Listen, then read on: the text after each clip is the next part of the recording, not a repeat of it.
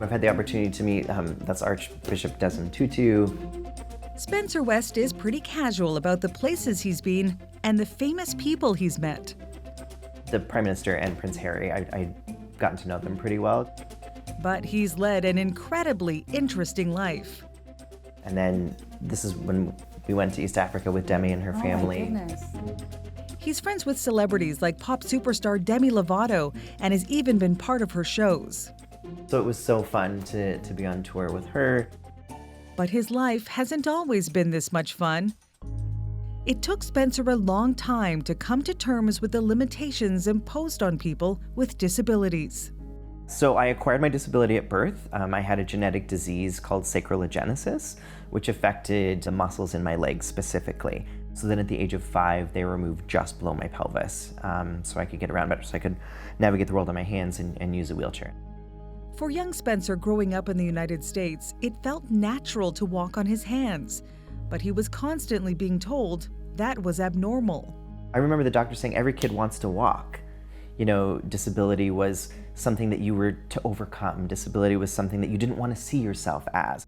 He moved to Canada to take a job in the nonprofit sector in 2008, and 4 years later was able to climb Mount Kilimanjaro to raise money for clean water. That trip gave Spencer a whole new perspective on the disability experience. It's only in the last 10 years where I've started to unlearn that ableism of like, no, I'm very proud to have a disability. I can't do everything like everyone else can do. And that's okay. That's actually really important to understand. Unlike Spencer West, Taylor Lindsay Knoll wasn't disabled from birth. She had to adjust to it. The Torontonian was on track to represent Canada as an Olympic gymnast when a training accident left her paralyzed. Well, I always wanted to be an Olympian. Gymnastics was my entire world from age 5 to 14. After the initial shock and pain of the accident, Taylor began to rebuild her life. She started her own brand of loose-leaf teas and opened a cafe. It was really cool and a challenge for me to create something of my own, and I wanted to see, can I do this in the body that I have with all these challenges? And I think I have surpassed my own expectations. She could never have expected what happened in 2020. On the 12th anniversary of her accident, she got an email out of the blue saying her tea brand was in the running for Oprah Winfrey's favorite things list. But you get that message from Oprah's team. Are you thinking, this is a joke? What is going through your mind? The email was so simple and plain that I thought it was a joke, and I deleted it. I literally deleted the email because I said, this is unbelievable.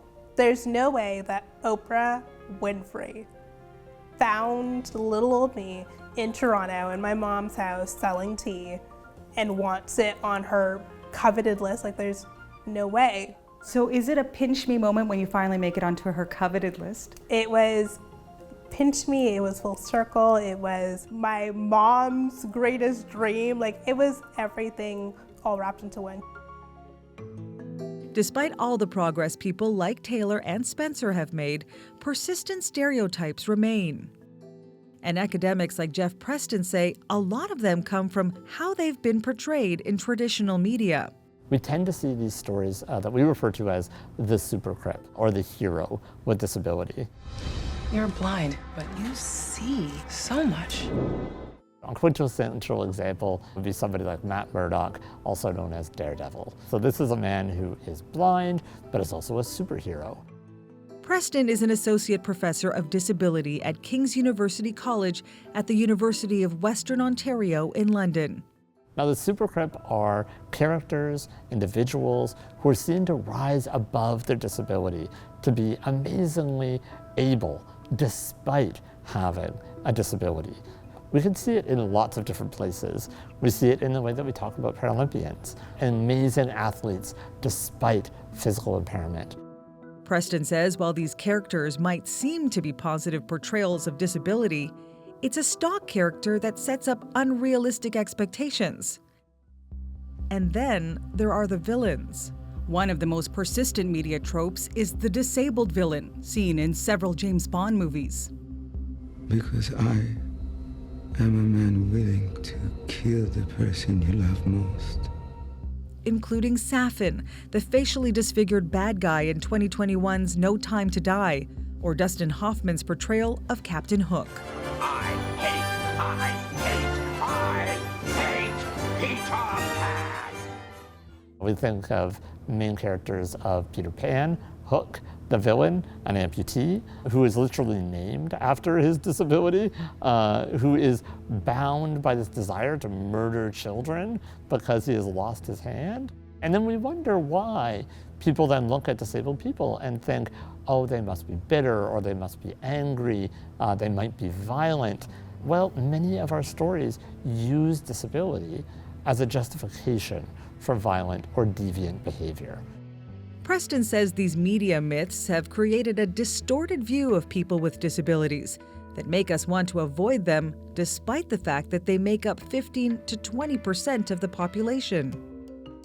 That's why people like Taylor have increasingly taken to social media. Ever wonder what a wheelchair-accessible SUV looks like? Well, if you have, let me show you. It offers them a chance to tell their story unfiltered. This last year, I really honed in on what my why is. And my why, I really feel like, is to make this place a more accessible world. If I really need help, I will ask, but I try. She took us for a tour around her Toronto neighborhood to show us just a few of the barriers people like her face.